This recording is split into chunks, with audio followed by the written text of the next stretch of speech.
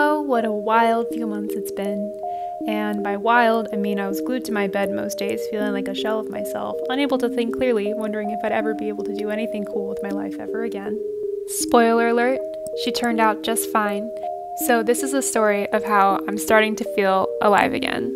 But first, things get a little bit worse before they get a whole lot better. The first chapter starts with a quick trip to Taipei. Why not make yourself feel really good?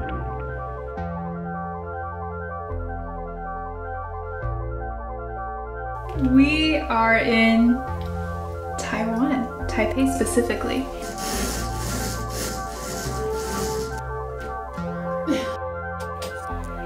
I flew to Taipei for a thorough medical checkup because it's the closest and cheapest place to me that has high quality healthcare. I came in super hopeful to find solutions, but with each passing specialist that had no answers for me, my hope began to dwindle. I was optimistic about the doctor's appointment, but now I'm not so sure. What has been taking up majority of my day has been just going from doctor appointment to doctor appointment. The medical system here is very organized, and I've had mixed experiences with the doctors here. For the most part, they've been really nice and professional, but I had one doctor's visit which was the worst. I went to this endocrinologist here, and he took one look at me and he was like, "You're not fat and you don't look like a man, so you're not sick." I did the whole appointment. I was basically begging him to do any tests on me and to just, you know, see me as a doctor, and the whole time he was trying to say, "You're not sick, look at you, you look fine." Never been so gaslit in my life. I was so sad. I really felt like things were just really hopeless. But today I'm gonna go see a Chinese doctor, and since we're in Taiwan, I feel like they're even more legit here. I've been trying to stay optimistic, but it's been a little hard to, I'm not gonna lie.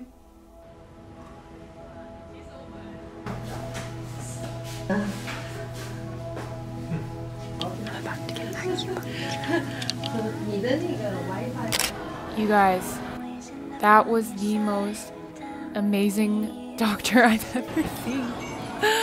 It was a wild experience. Put his hands on my wrists and he closed his eyes and felt my pulse for a couple of minutes. And without me saying a word, he was able to list every symptom I've been experiencing. For the first time in my health journey, I felt truly, truly seen. So he made a special blend of herbs for me that I started taking, and within a couple days, I started to feel better. I truly feel like this doctor was sent to me from the heavens. He is my angel because it's actually getting better. I wake up and it's getting better. That hasn't happened in a long time. I love Taiwan. I love it here. I don't want to make it seem like I saw this one Chinese doctor and he healed all my problems, because that was not the case. But rather, I felt that I had a glimmer of hope, and I was just starting to feel better every single day after months of feeling worse every single day. So he really set me on a better trajectory. I'm so, so grateful for the wisdom embedded in that lineage of medicine. It is the wisdom of my ancestors, since I'm half Chinese. So that's pretty neat. So for the remaining time I was in Taipei, I decided to enjoy myself and just really try to have fun again and not worry about my health so much.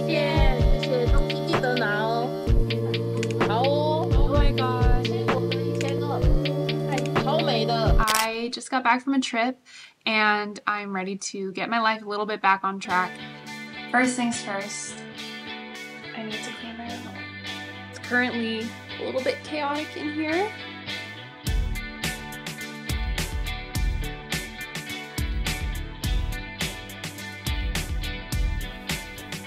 Now that I'm getting my energy back, I'm so excited to begin working toward my goals again. But first, I have to address the things I've been neglecting a bit.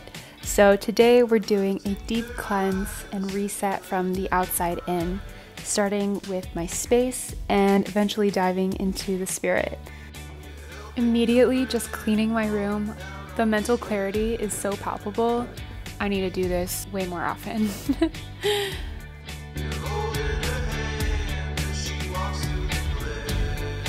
Today I decided to put on a new set of sheets and have a visual cue for the shift in energy that I'm trying to embody. If you're very attentive, you may have noticed that I've been slowly making over my bedroom, and a full bedroom makeover will be coming to you at some point, but I'm kind of doing it in slow steps because I want to make sure that I'm intentional with my choices. But I'm such a believer in making your space feel like home and feel like somewhere you can really be yourself in and where your nervous system can rest in. I also felt inspired to clean out my closet, so I'm just taking out all the clothes that I haven't worn in the past month and sifting through them with the following criteria. The first criteria is, do I feel comfortable in it? And for example, this is such a cute set from Reformation, but every time I wear it, I am conscious about how my stomach looks in it. Think about, oh, what if I eat something that's gonna make me bloated? That's not something I wanna think about. It is freaking cute though, I will have to say. Number 2 is, do I feel like myself in this? This dress fits me fine, I feel comfortable in it, but I just don't really feel like myself in it. It doesn't make me excited. And this life is too short to go out into the world not feeling like yourself and not feeling excited about how you look. So this one for me is also going to be a pass. The last criteria is, does it spark joy? This is an example of a dress that totally sparks joy for me. I feel so pretty and lovely in it, like something special is gonna happen. So this is an example of a keeper.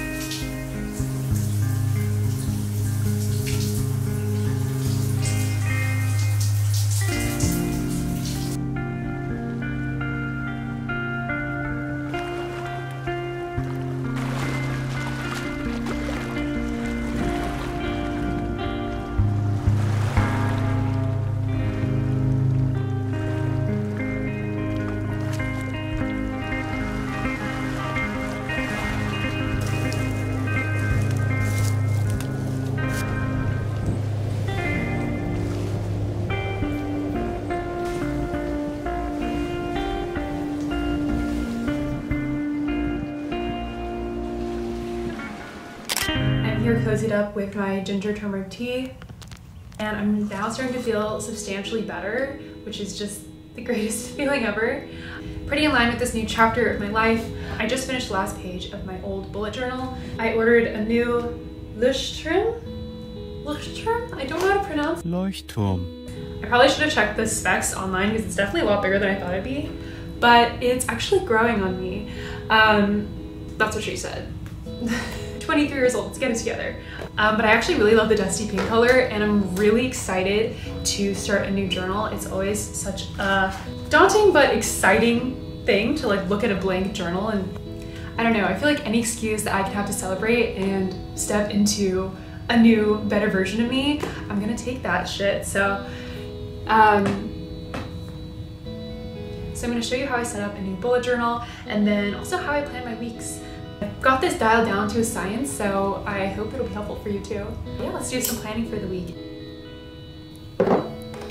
I was initially resistant to setting up my journal yet because I wanted it to be super perfect and pretty, and I wanted to get all the right stationery for it. But I just found these pens around my house, and honestly only one of them had ink, and that's really all you need to start your journal. So I just decided to go with a very simple yet intentional spread to start. So I prepared the following pages.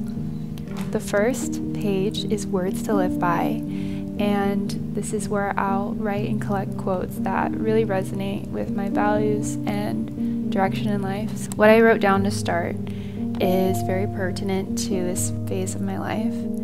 It goes something like, if you know something's gonna work, it's not worth working on. It requires no courage, it requires no faith, and no skin in the game.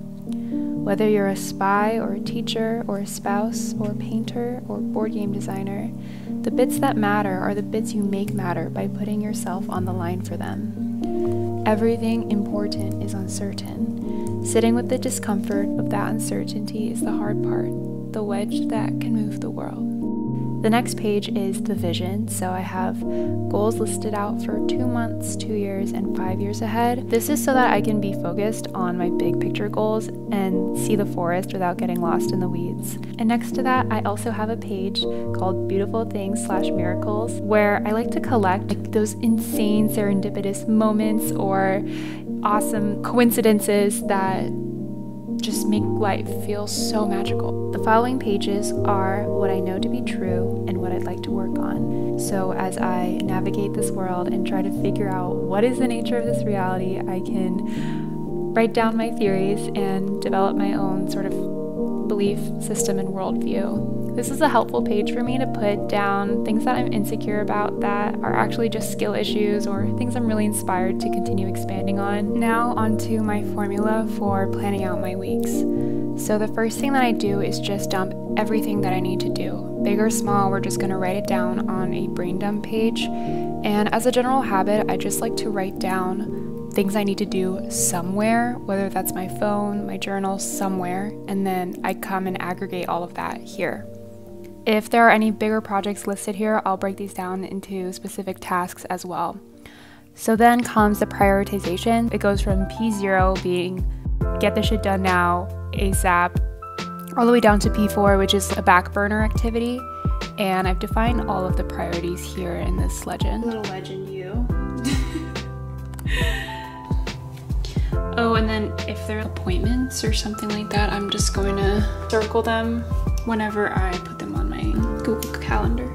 So I've assigned symbols associated with each priority, and I go down the list and I mark the priority of each task.